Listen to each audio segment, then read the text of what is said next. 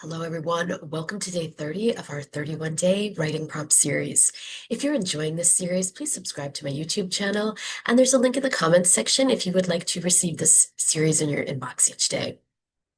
For our open prompt, write about a moment when a character realizes they have misunderstood the role they play in someone else's life.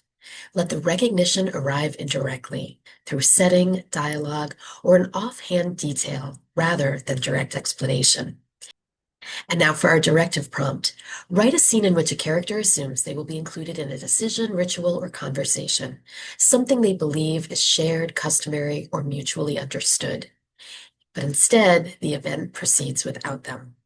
Stay in the scene as it unfolds. Let the character notice the logistics of exclusion. Who speaks first? Who defers to whom?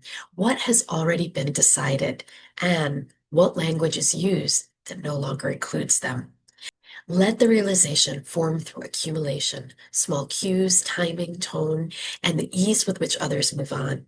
By the end of the scene, the character should understand something new about their role, even if they cannot yet name it. And when you're finished writing, please let us know in the comments section. Do you tend to explain moments of realization directly, or do you like to let them emerge through action and omission? I would love to hear about it. Happy writing!